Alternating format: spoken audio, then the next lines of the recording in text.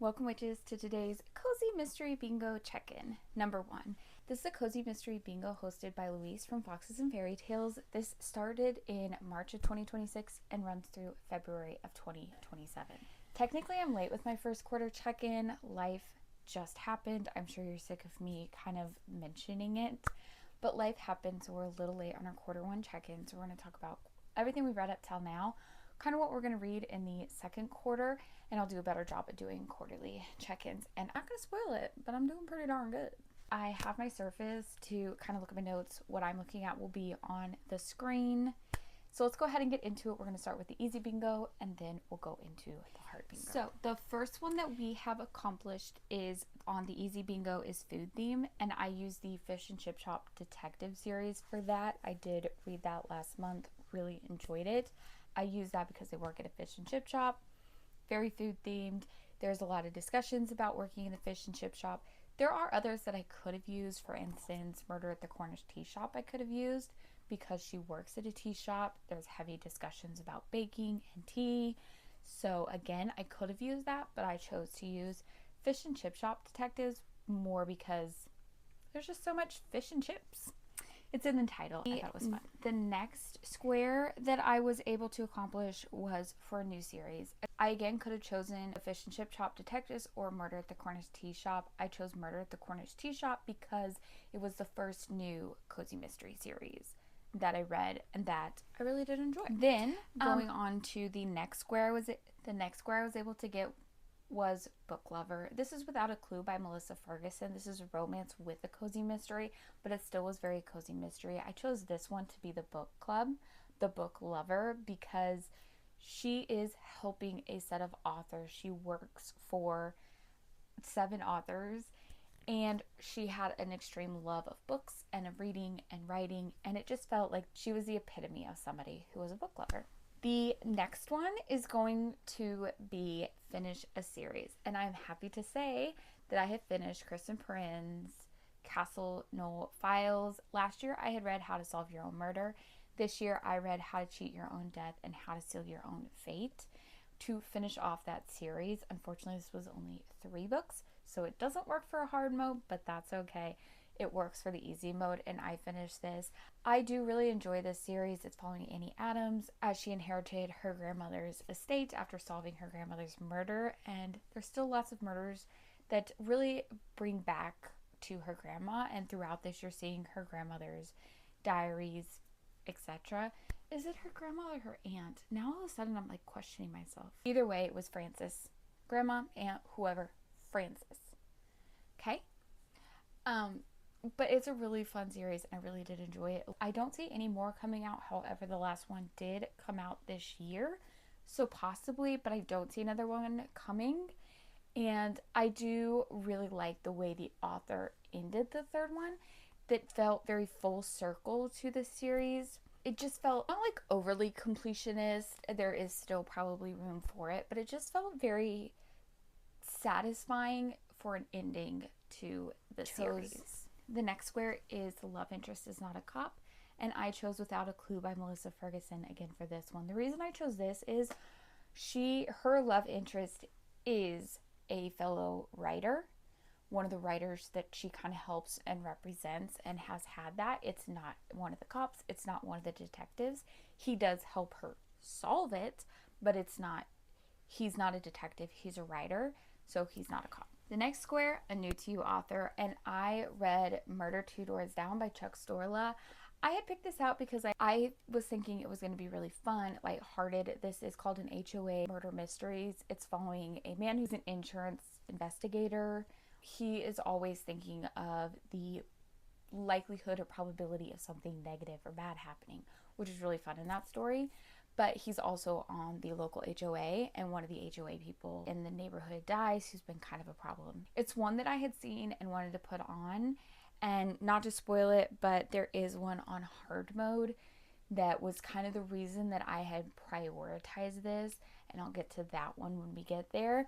But he was a new to me author, and I did enjoy him. Am I super eager to finish the series or continue on with the series? Not necessarily. This doesn't read like it's going to be like a continuation, like maybe you could pick up here and there.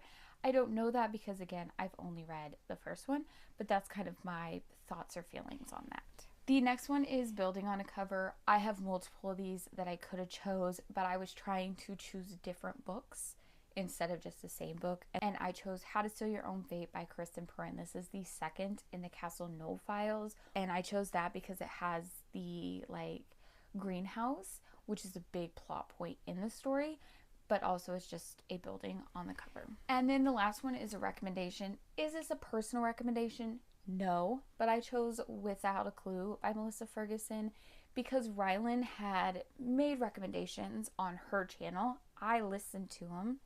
So, I mean, her purpose of making recommendations is for anybody to take them.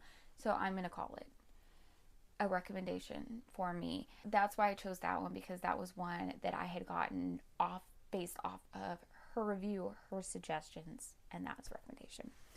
So that is it for an easy mode. I have not made any bingos on that, and there's quite a lot left, but I have every faith that we're going to get there. Let's go into hard mode now. Hard mode is drastically different. I did put one on here that I ended up DNFing. I put it on there because that's the prompts that they were going to do. I think, especially because they give me a bingo, not to spoil it, it feels a little cheaterish, so I am going to try to replace them. But I'm just going to show you. We have a bingo, but we don't have a bingo. Whatever. The first square was a random choice, and I chose The Gardener's Club by Marnie Ritchie. I chose this one because I was at my local bookstore. I saw it. It was a cozy mystery. It looked fantastic. I thought it was going to be snarky and funny based off author's note in the very beginning, which I really liked. If you watch my June reading wrap up, you will see me kind of reference that a little bit better. I'll have that link down below if you're really curious. If not, no worries. But I chose that one. I did end up DNFing it, so I want to eventually replace it, but I chose it as a random choice because I bought it on a whim. And then it also fits on Know Nothing But the Cover, and it fits that because I bought it. It was a cover title by, and therefore I bought it knowing nothing but the cover. So it fit the first two squares, but I do want to try and replace those with something new. The next square is baking, and I chose Murder at the Cornish Tea Shop. I did this because there is a lot of discussions of baking. Her Nana bakes a lot. She baked. She worked at a restaurant previously as a cook. So there is a lot of food things in there, and I chose that one. I will say on this, not to spoil anything, I did get a lot, and I'm going to, as I do really well, I'm going to try and replace these with more individual books and try and get it to where each square or no more than 2 or 3 squares is taken by the same book. Just to preface that. But that's why I chose Murder at the Cornish Tea Shop by Fliss Chester. The next one is It Spells Sleuth on the cover, and that was How to Steal Your Own Fate by Kristen Perrin. This one spells sleuth between all of those letters. Continue a series. I continued the Fish and Chip Shop Detective series. I read both the first one, The Fish and Chip Shop Detectives, and the second one, Fish and Chip Shop Detectives Campervan Murder. There's a third one coming out, and now I can't remember what it's called, but it is a series that I want to continue. I read both the first and the second, so I continued on in this series, but I also want to continuing on. The next square is Sleuth Leaves Their Jobs. I chose Murder at the Cornish Tea Shop because she leaves her job at this restaurant back in London to come work at her grandma's Cornish tea shop. It fits. 2026 release, I chose the latest in the Castle Knoll files, How to Cheat Your Own Death by Kristen Perrin. This is the third and I believe final in the Castle Knoll series. The next one is 10 plus years old, and I chose Agatha Christie's Seven Dials mystery. I know, not a cozy mystery. The reason I chose it is there is a square called Not So Cozy that I used this for, because to me it's kind of adjacent cozy, but it's not so cozy, but it's still a mystery. You're still solving it. And so it's also 10 plus years old.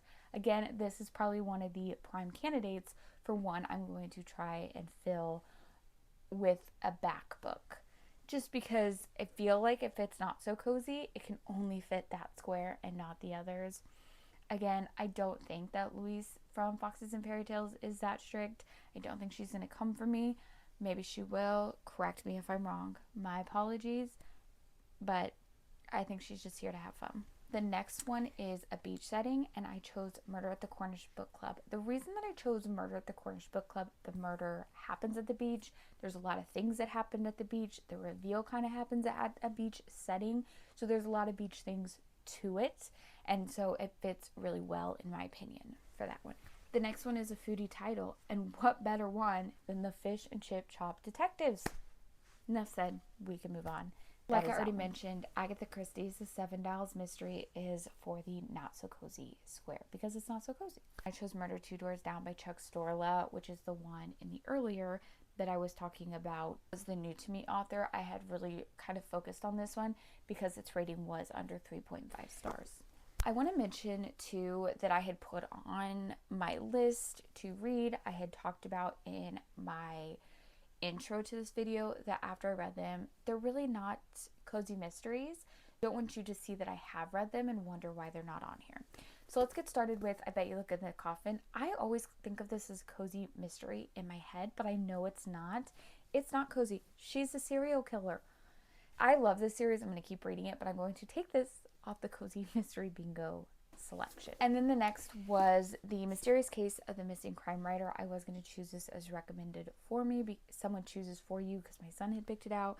But definitely after reading this, not cozy mystery. It is, as it says, a golden age style mystery. And I would agree with that. So these two, while I did read them, do not count towards the cozy mystery bingo. Now let's discuss the books that I plan to read for Q2.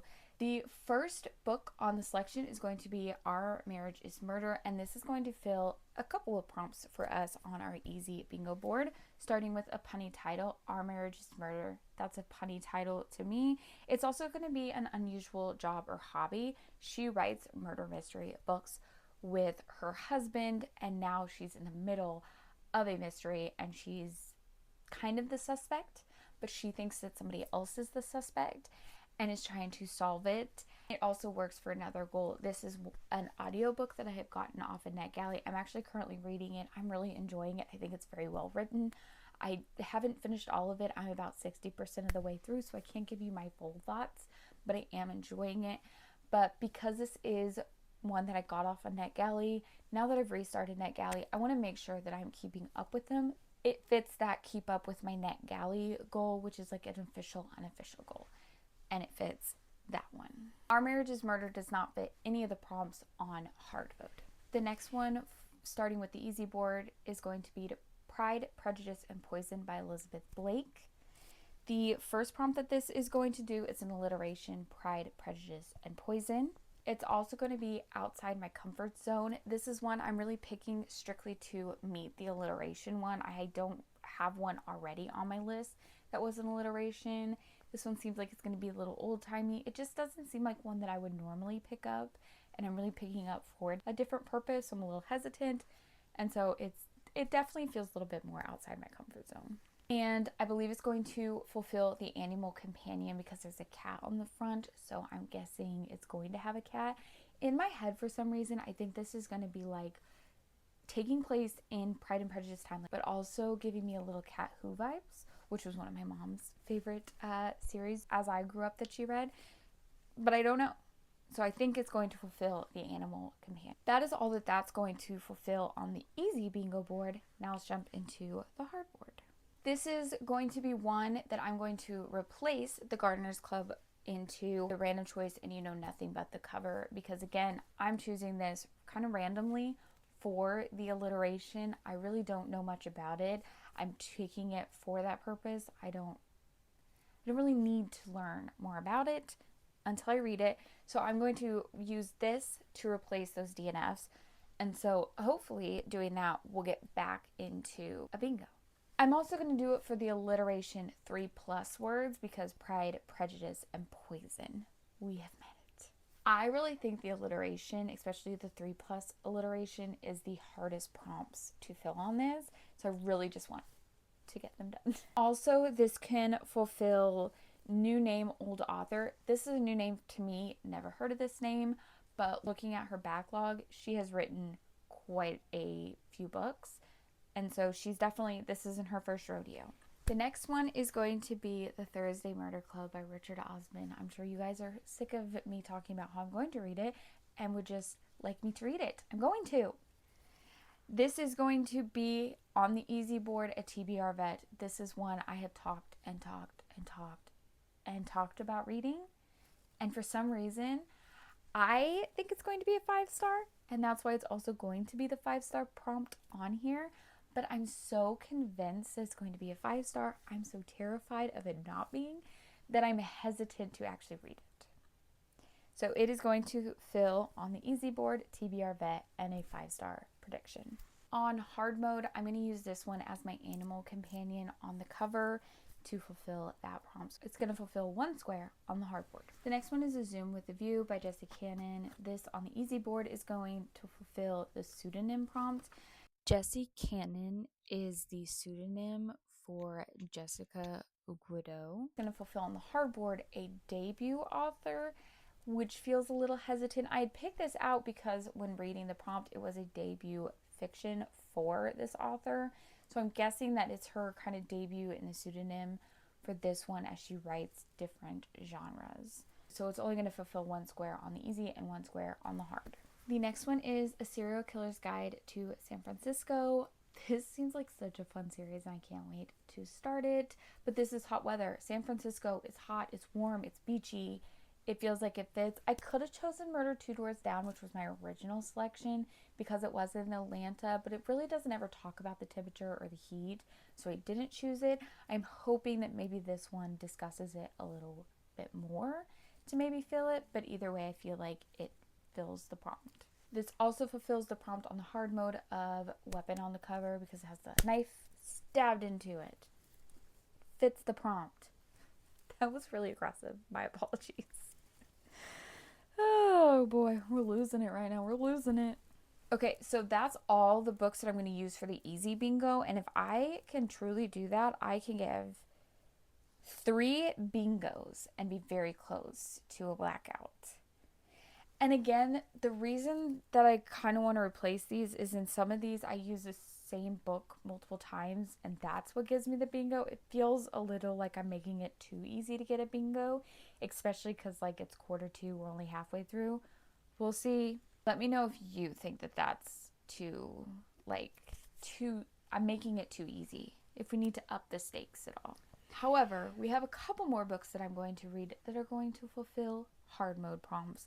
The next one is going to be the 4th in the Thursday Murder Club series by Richard Osman, The Last Devil to Die, and that's going to fulfill the finish a 4+ book series because that is 4 books in that series, and more than likely I'm going to read Thursday Murder Club and I'm just going to go through all 4 of them.